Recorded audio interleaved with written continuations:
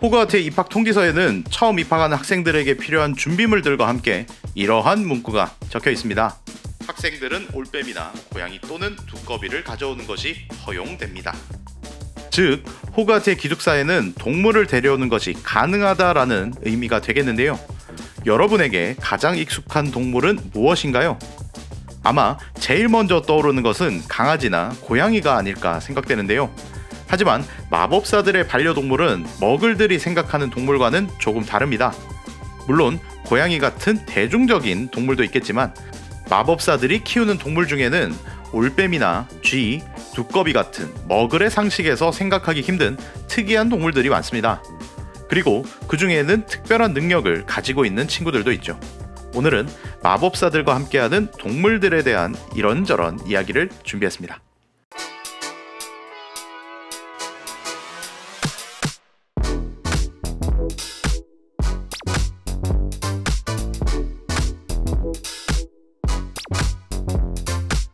다이애건 앨리에 있는 다양한 상점 중에서도 사람이 가장 붐비는 곳은 이일롭스 올빼미 상점입니다. 그 이유는 어린 마법사들에게 가장 인기 있는 동물이 올빼미이기 때문이죠. 해리의 올빼미로 유명한 헤드위그 역시 이곳 출신입니다.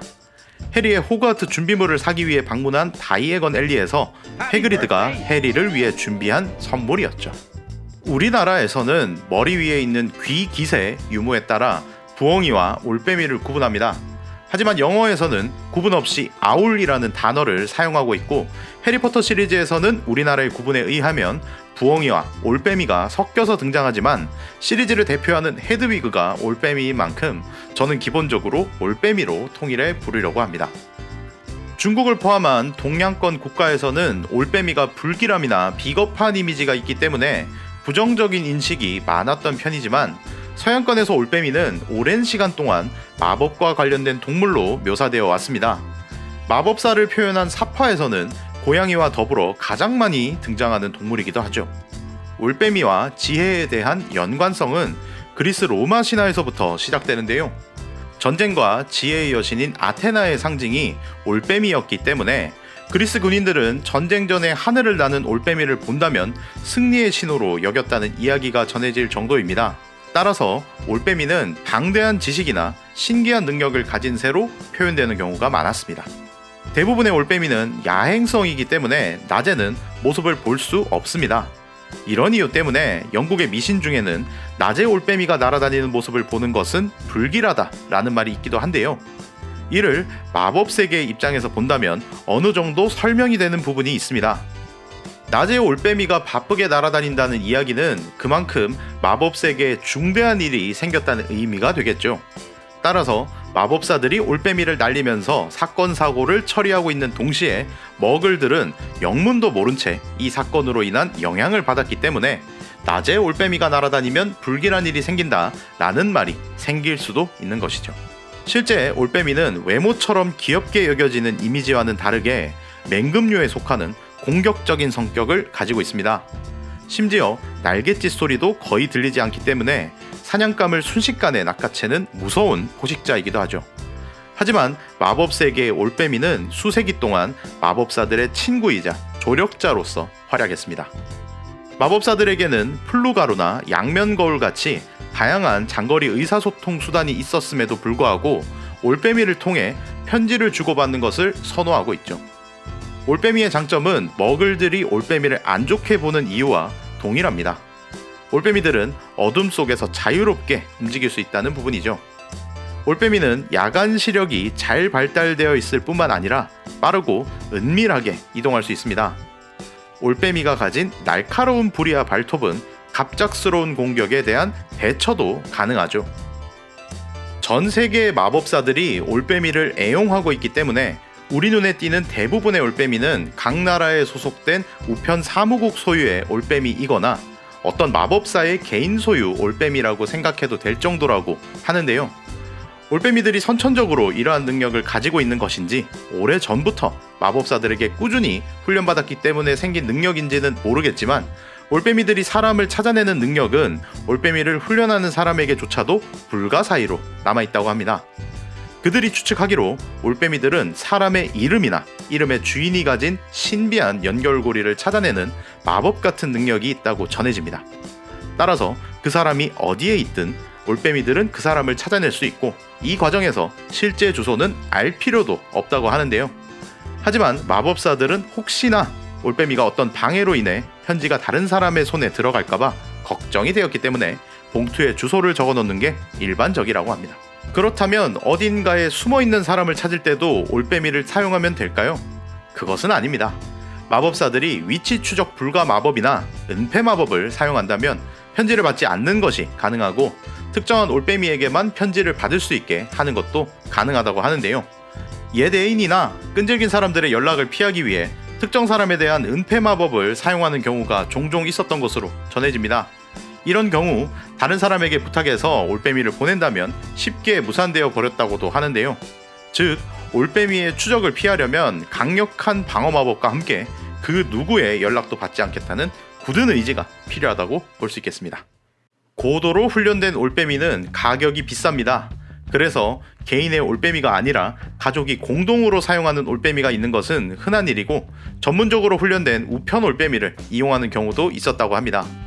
해리포터 시리즈에 등장하는 올빼미들은 어느 정도 주인의 특성을 반영하고 있습니다.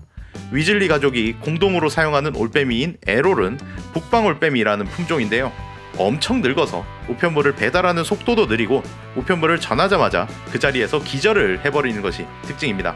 볼품없고 우스꽝스러운 외형을 가진 에롤은 다른 이들에게 비웃음을 받곤 했던 위즐리 가족을 투영하고 있는 것으로 보이기도 하죠. 론에게도 개인 올빼미가 있는데요. 그 이름은 피그위존입니다. 영화에서는 흰얼굴 소쩍새로 표현되었고 귀엽고 작은 외형이 특징입니다. 피그위존은 시리우스 블랙이 론에게 선물해준 것으로 묘사되는데요. 자신과 관련된 사건을 겪으면서 론이 스캐버스라는 친구를 잃어버린 것에 대해 미안한 마음을 담은 것으로 보입니다. 피그위존의 성격은 론과 비슷한 부분이 많습니다. 언제나 임무를 부여받고 싶어서 안달이 나 있는 상태였고, 까불거리다가 사고를 치는 것이 일상이었는데, 만약 우편물 배달이라도 부탁받는 날에는 기쁨에 미친 듯이 지저귀면서 방안을 어지럽게 날아다니곤 했다고 하는데요. 이런 정신없는 성격 때문에 귀찮게 여겨지는 경우도 많았다고 하죠.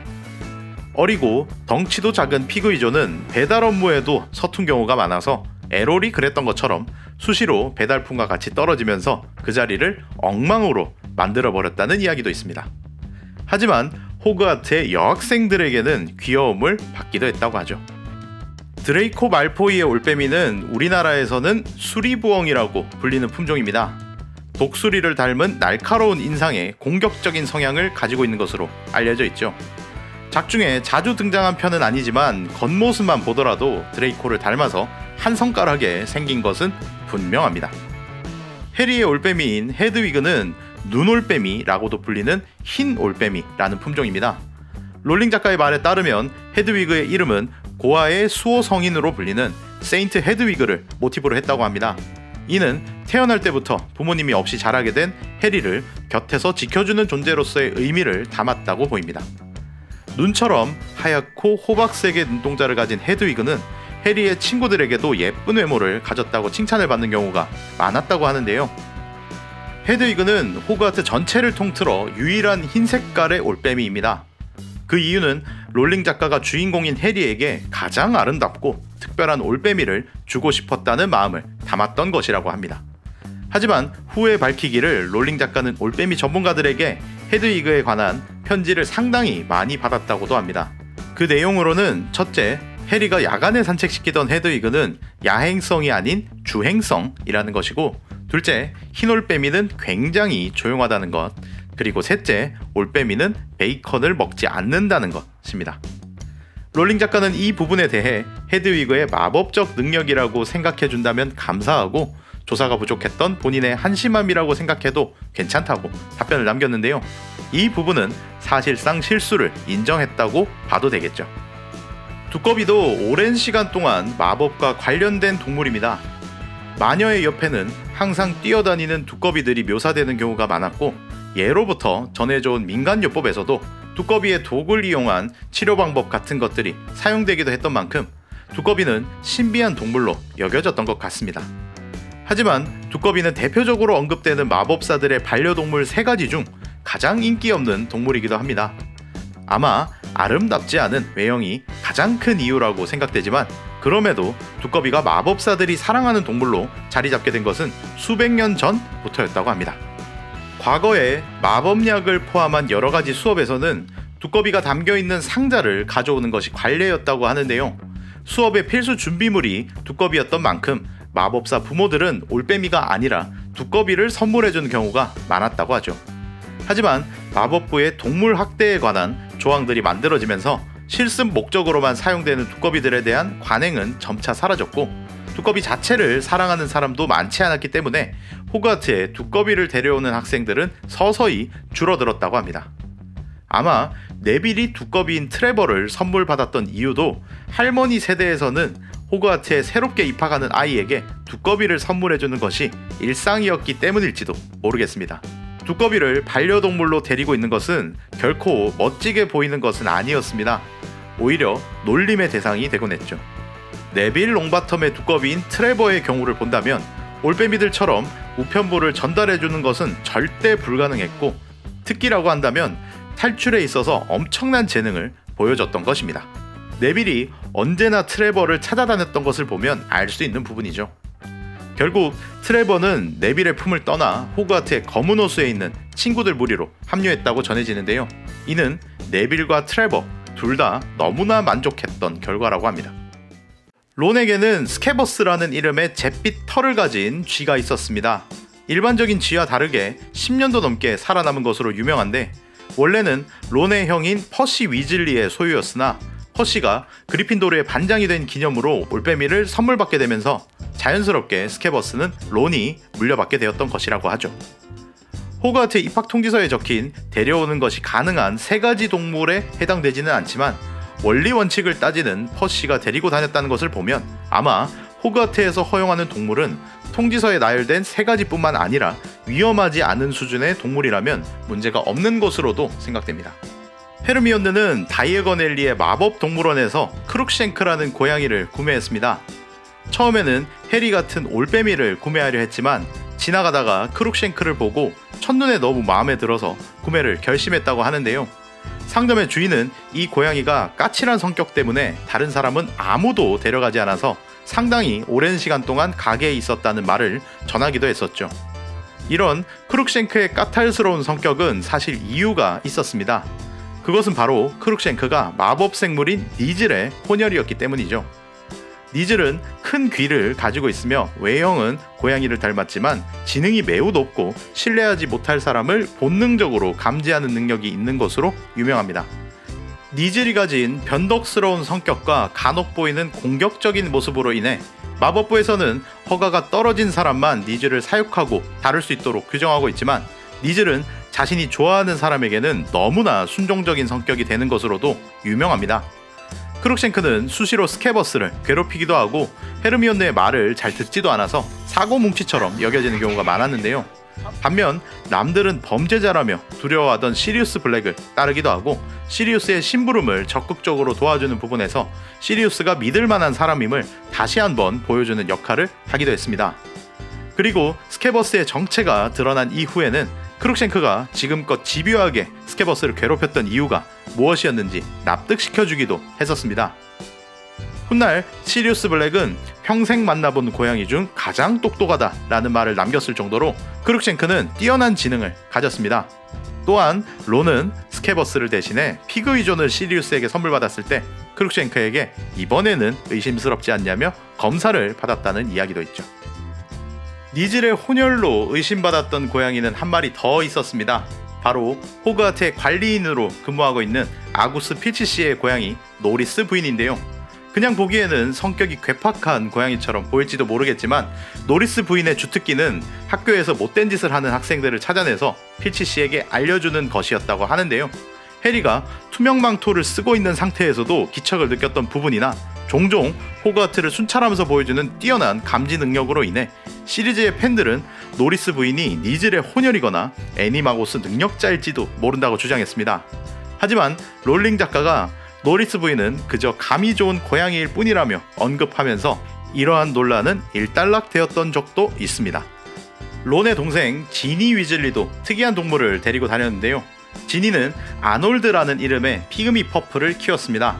피그미 퍼프는 위즐리 쌍둥이의 가게에서 판매하는 작은 솜털 뭉치같이 생긴 마법 생물로 분홍색이나 보라색의 화려한 털이 특징입니다. 기존에 길러지던 퍼프스킨이라는 마법 생물을 개량하여 태어난 피그미 퍼프는 귀여운 외모로 인해 많은 여성 마법사들의 사랑을 받았다고 하는데, 사실 피그미 퍼프의 조상인 퍼프스킨은 먹다 남은 음식이나 거미를 먹어치우는 청소부로 불렸습니다. 그리고 또 한 가지, 사람의 코딱지를 좋아하는 것으로도 유명한데요.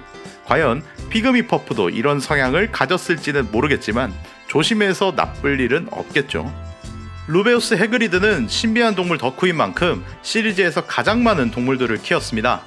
마법사의 도를 지키던 케르베로스 플러피, 금지된 숲에 살고 있는 에크로멘틀라 아라고그, 새끼용 노버트, 히포그리프 벅빅, 사냥개인 팽 등 종족이나 위험도를 구분하지 않고 수많은 동물들을 돌보고 있었죠.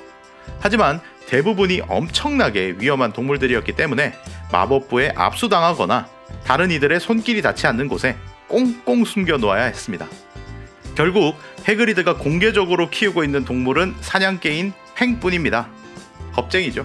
알버스 덤블도어도 교장실에서 키우고 있는 동물이 있습니다. 바로 피닉스인 퍽스입니다. 피닉스는 죽을 날이 다가오면 스스로 불꽃이 되어 타올랐다가 다시 태어나는 방법으로 영원한 생명을 유지하는 것으로 알려진 마법 생물입니다. 그리고 성인 남성 1명과 아이 3명 정도는 거뜬히 데리고 날아오를 수 있는 힘을 가지고 있고, 피닉스의 눈물은 인간을 죽음에 이르게 한다는 바실리스크의 독을 해독할 정도로 강력한 치유의 힘을 가지고 있는 것으로 유명하죠. 피닉스의 꼬리 깃털은 마법 지팡이의 코어로 사용되는 경우도 있는데, 특히 퍽스의 꼬리 깃털은 해리포터와 볼드모트가 사용하는 지팡이의 코어로 사용됐던 것으로도 알려져 있죠. 신비한 동물사전 시리즈에 등장한 알버스 덤블도어를 본다면 사무실에서 퍽스의 모습은 찾을 수 없었는데요. 이 점을 본다면 과연 알버스 덤블도어가 어떤 경로를 통해 퍽스를 알게 되었을지 궁금하다는 생각이 들었습니다. 그리고 팬들은 신비한 동물사전 시리즈에 처음으로 등장한 피닉스가 과연 퍽스인지에 관해서도 논쟁을 벌이고 있기도 하죠. 다음 작품을 통해 이런 점이 밝혀질지는 모르겠지만 말이죠. 다음 작품이 있긴 하겠죠? 이렇게 마법사들이 다양한 동물들과 함께하는 모습을 보고 있으면 특별한 능력이 있건 없건 간에 애정을 가지고 동물을 키우는 것은 마법 세계도 먹을 세상과 별반 다르지 않다는 생각이 들었습니다. 여러분은 만약 호그와트에 입학한다면 어떤 동물을 데려갈 것 같으신가요? 오늘 제가 준비한 영상은 여기까지입니다. 이번 영상도 끝까지 봐주셔서 감사하고 다음에 더욱 재밌는 이야기로 찾아뵙겠습니다. 구독과 좋아요 그리고 알람 설정까지 해주신다면 따봉!